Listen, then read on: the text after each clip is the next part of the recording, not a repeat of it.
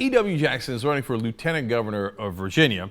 That's a very important position. This is not a low-level position at all. In fact, the guy running for governor of Virginia on the Republican side, Ken Cuccinelli, is having a lot of trouble trying to explain away Jackson's comments, which border on the insane. First of all, of course, you're not going to be surprised to find out that he's not in favor of gay people or their rights. He says, quote, frankly, they're very sick people. Okay, so now already you've got the overcompensation. There's quote after quote about how gays shouldn't be allowed to marry, etc., right? So that's pretty normal. We're not surprised by that. Now, when it gets weird is when he starts attacking yoga. Like, you really got to run out of things to attack to get down to yoga.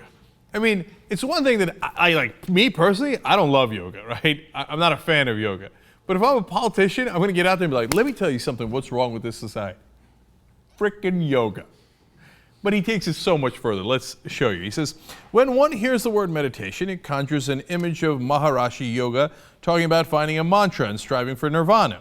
The purpose of such meditation is to empty oneself. So far, it doesn't seem so that bad. But wait, here comes Satan.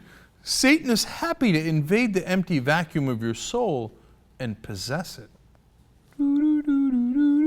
Here comes it. Oh, thanks God for yoga. There's an empty vessel. Yeah, I know. That's how it works. Hey, you don't know that they set up yoga to please Satan? Obviously, duh. He goes on. Beware of symptoms of spirituality which tell you to empty yourself. You will end up filled with something you probably do not want. Now remember again, this is a guy who's very anti-gay. You're going to be filled up with something you don't want, probably don't want. Don't let them do that to you at yoga. It's a very evil place filled with Beelzebub and Lucifer. And when you do the downward dog, now what do you think is going to enter your vessel? These guys, man, they find new ways to be crazier and crazier. If you had asked me to, and look, I've been doing this a long time, but if you'd asked me to guess which, the next thing that Republicans are going to attack, yoga would have been like 187th on my list. I wouldn't have imagined that. All right. Now, it gets better. Now, look, the yoga's like, you can't get crazier than that, right? But in terms of like crazy ideas, I love this. He says, no. You got it all wrong. You shouldn't give to the poor. That's not charity. I mean, like, you can. That's all right. But the better way to go is to give to the rich. You're thinking, no, come on. There's no way, right? Quote, one of the most common mistakes made by those who have a heart is to assume that the only appropriate giving is downward, i.e. to the poor.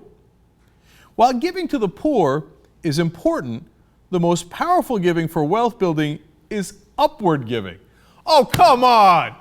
And you're going to be shocked to find out who he thinks you should give upward to. Turns out it's E.W. Jackson. Really? Quote, for example, as you read this book, you may feel a deep spiritual affinity for the things I am teaching, and therefore profound spiritual kinship with me.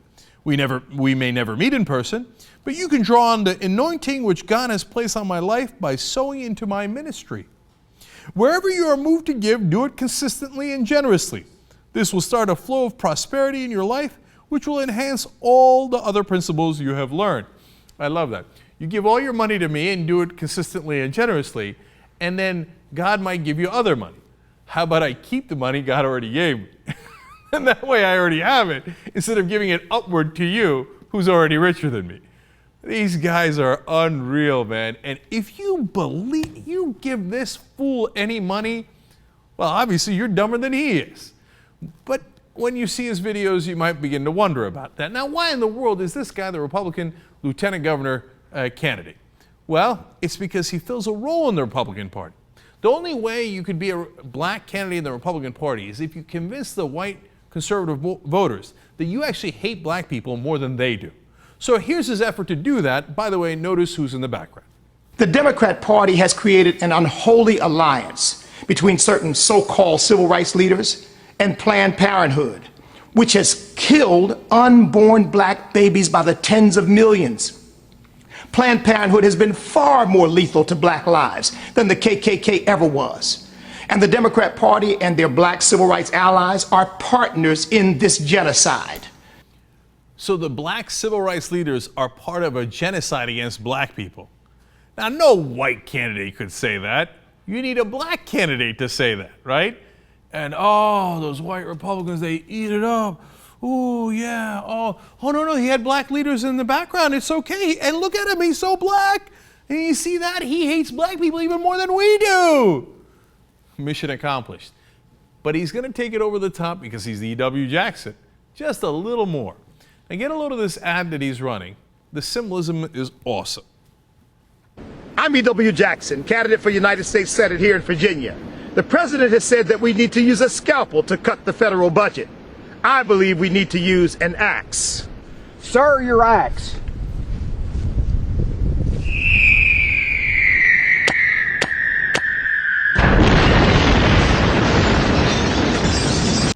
Also one of the cheesiest ads ever made in politics. Now, that was back when he was running for the Senate, but you see the symbolism? An American axe coming down on a watermelon. Just coincidentally happened to be a watermelon.